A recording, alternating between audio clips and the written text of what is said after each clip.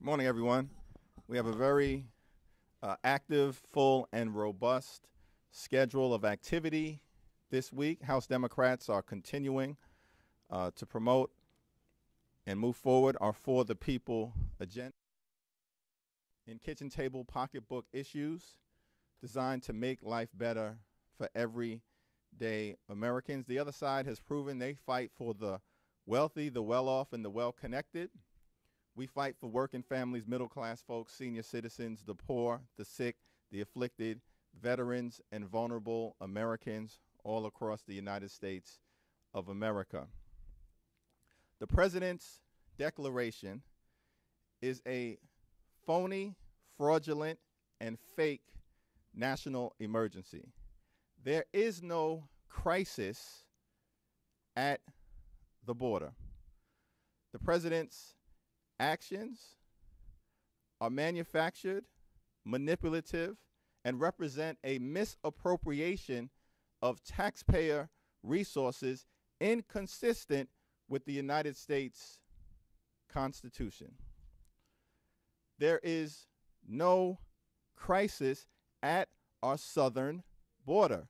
There is no basis in law or in fact to declare a national emergency.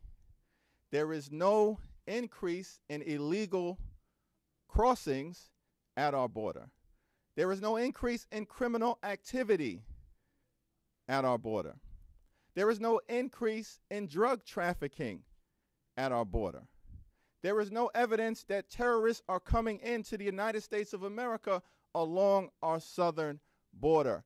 President Donald Trump has more stories than Harry Potter, and all of them are make-believe. That is why House Democrats are proceeding with a resolution of disapproval with respect to this fake national emergency. This week, we will also be introducing H.R. 4, part of our promise to fix and restore the Voting Rights Act in the United States of America. There is nothing more central to the integrity of our democracy than making sure that every single American has a right to vote. And so we're thankful for the leadership of Terry Sewell and John Lewis and Jim Clyburn and so many others who are working to make sure that we address the egregious Supreme Court decision from 2013 that undermined the ability of everyday Americans to participate in our democracy and ushered in a new era of voter suppression in the United States of America. House Democrats are going to make sure that we end that practice.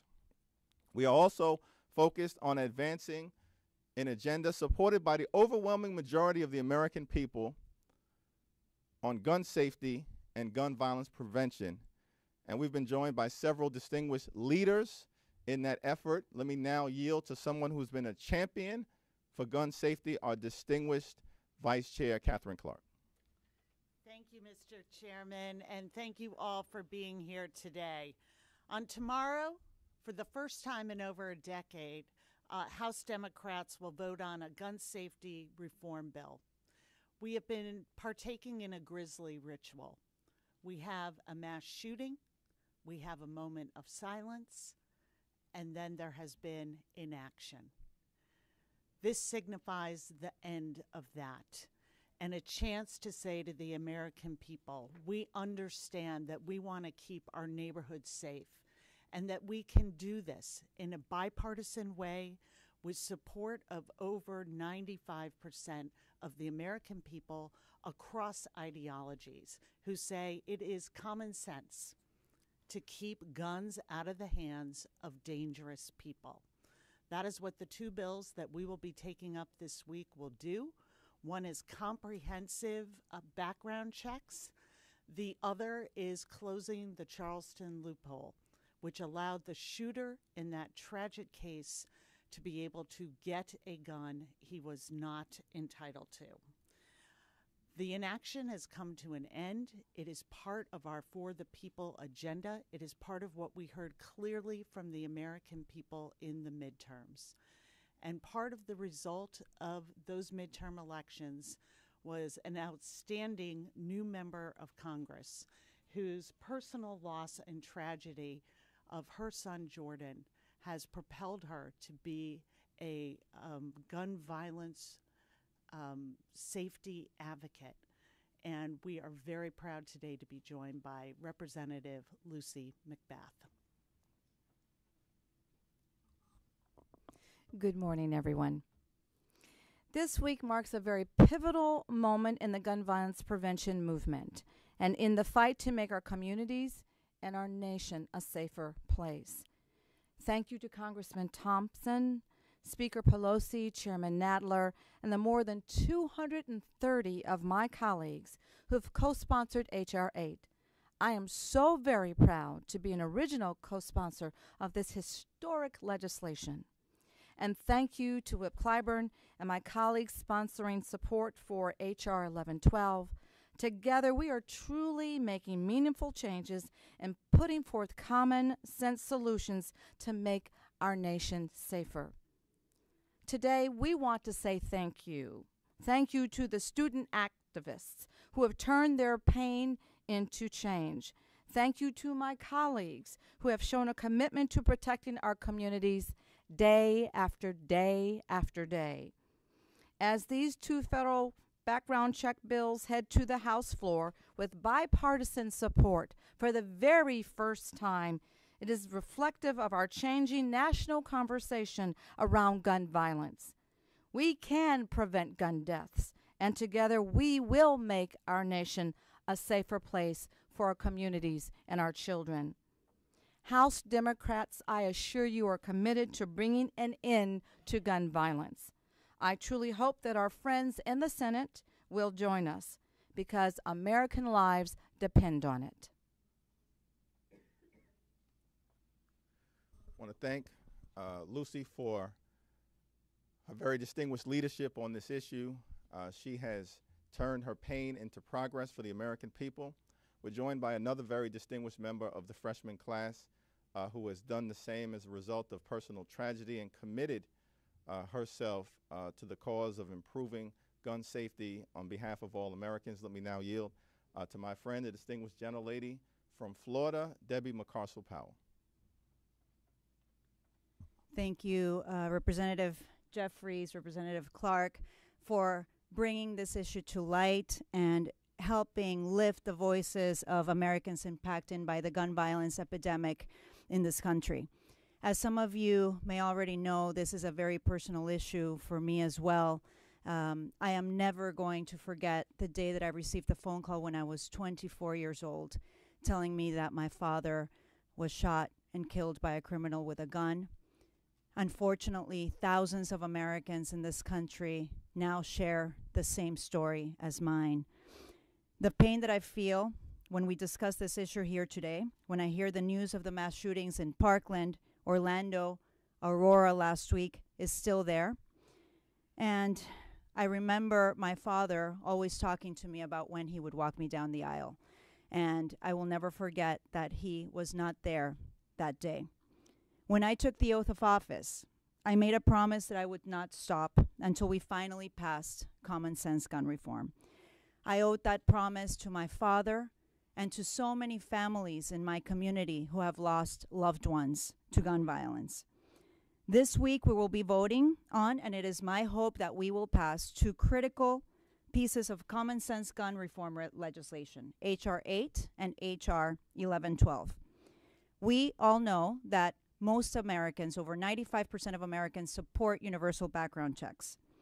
In my district, we have some of the highest rates of gun violence for kids under the age of 18. And we also have two of the largest gun shows in America. H.R. 8 addresses that issue, and it closes that gun show loophole. If these bills can save precious lives from being the next victims of gun violence, then the effort is well worth it. We made a promise to the American people to make our communities safer, and this is a promise fulfilled this week. Thank you. Thank you, Debbie. And let me now yield to my friend, a man who has been a champion for gun violence prevention here in the United States House of Representatives, the lead sponsor of H.R. 8, someone who has credibility on this issue, given his service to this country, given the district that he represents, and his authentic commitment to making life better on the issue of gun violence. Distinguished gentleman from California, Mike Thompson. Well, thank you, Mr. Chairman, Madam Vice Chair, and my two new colleagues who are just a wonderful bright spot in this new class and in our new Congress. Thank you for all the work that you're doing and the commitment that you bring to this issue.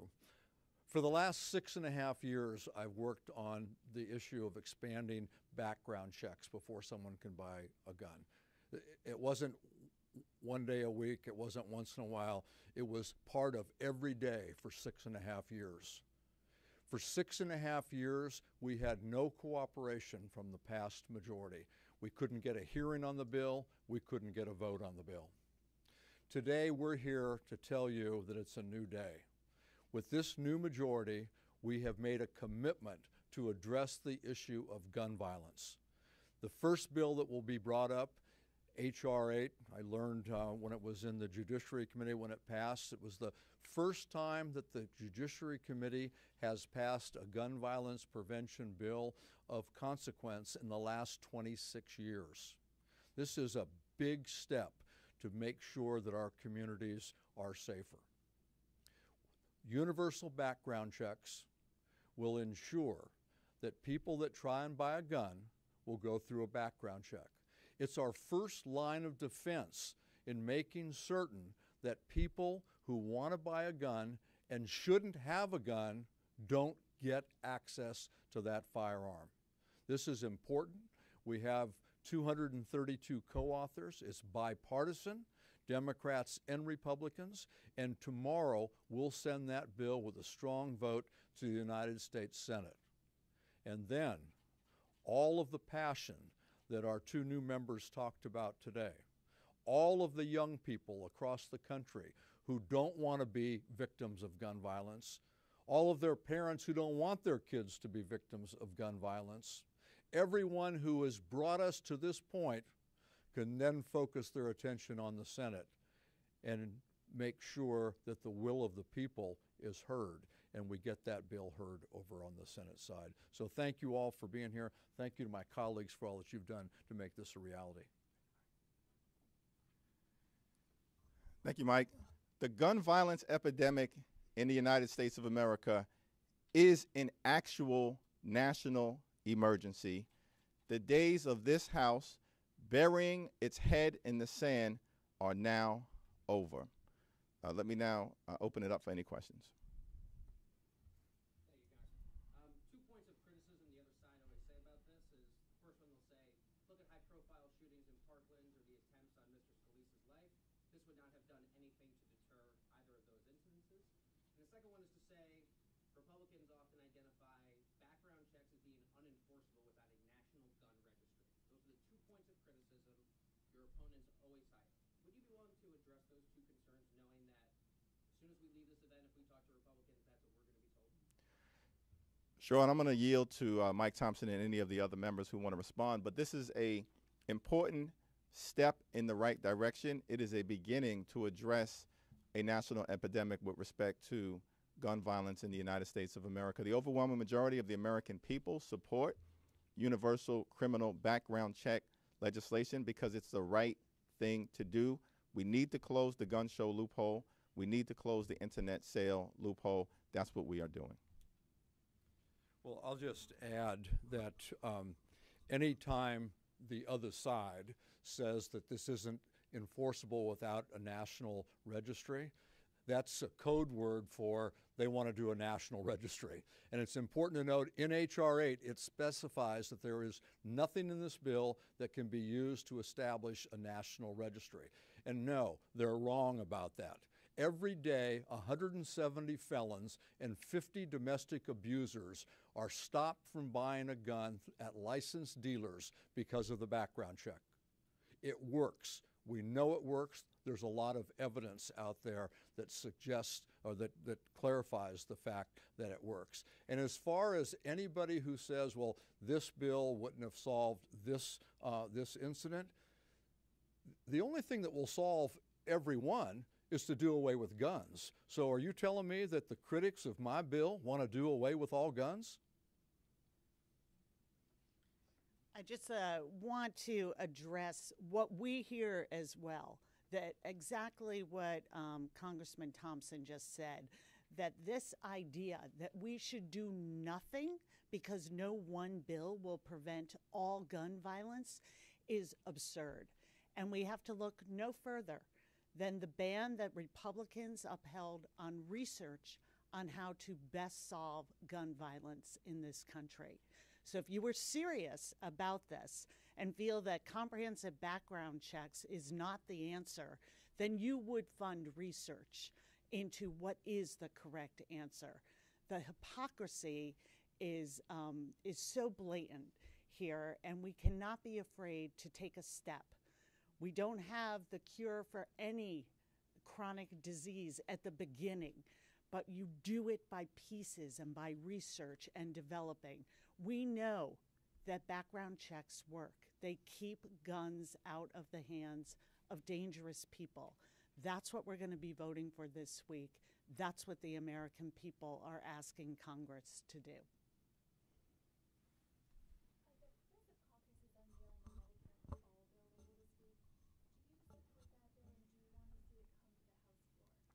I support the notion that we need to take a comprehensive look generally at how we can get to a place where we have universal access to high quality, affordable health care for every single American. That is the principle that unites the House Democratic Caucus. We have been clear as part of our For the People agenda that the starting point should be working to lower the high cost of life-saving prescription drugs. We believe that we should give Medicare the ability to use its bulk price purchasing power to negotiate lower drug prices on behalf of the American people. That's a starting point. We want to protect people with pre-existing conditions. We want to strengthen the Affordable Care Act as a foundation. About the termination resolution that's going to come up for a vote this evening, it's obviously very narrow and deals specifically with the national emergency that this president declared.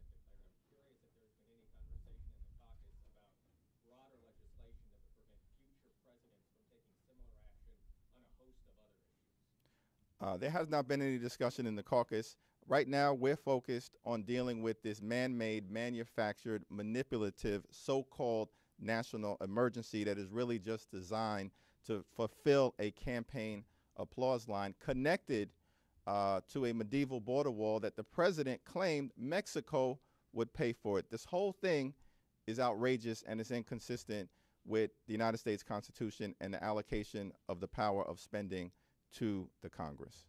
So you talked about the H.R. 8 and the companion bill is a good first step, but gun safety advocates have a more expansive agenda, and I wonder if you could talk about what is next. These bills are almost certainly going to pass the House, but advocates would like to see restrictions on large capacity magazines, et cetera. So what's next? Yeah, I'm going to yield to my colleagues, but I think our focus right now is on H.R. 8 and H.R. 1112.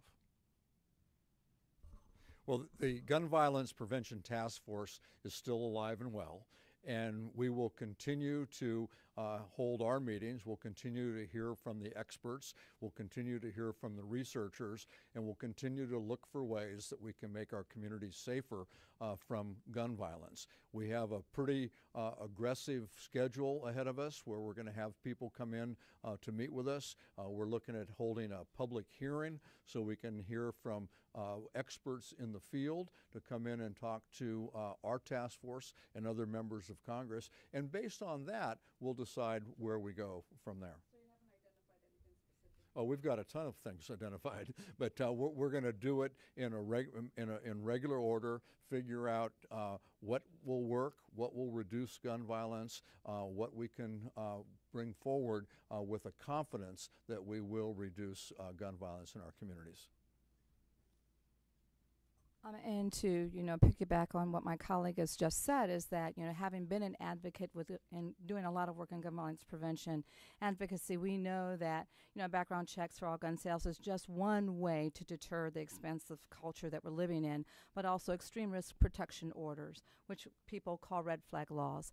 Child access prevention is going to be extremely critical because the number one way that children are killing themselves is access to a gun.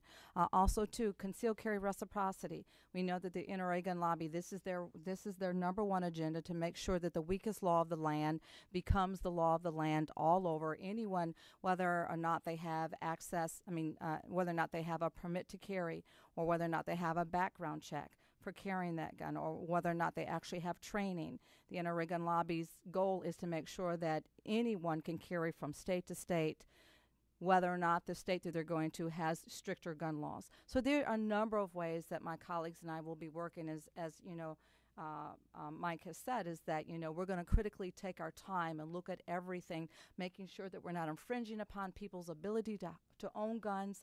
We're not about infringing upon people's Second Amendment rights to protect their families and their children and their territories, but we have to make sure that we are critically looking at the laws, making sure that they are common sense, and also looking for bipartisan support. Thank you.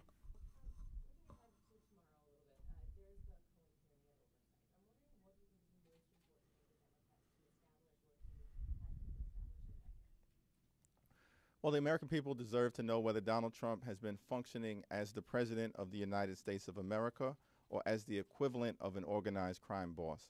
Michael Cohen can shed some light on that very important question. I'm sorry, yes.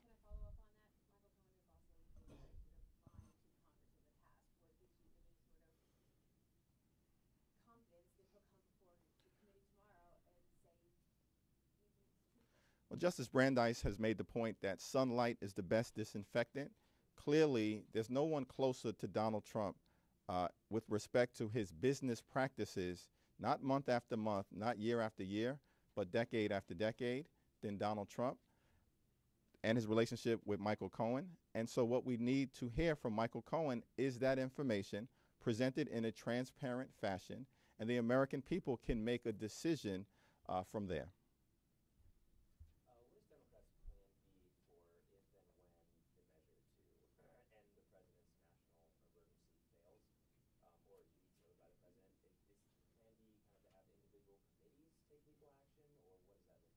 We're focused on Plan A right now, which is to make sure that we have a strongly bipartisan vote with respect to the resolution of disapproval.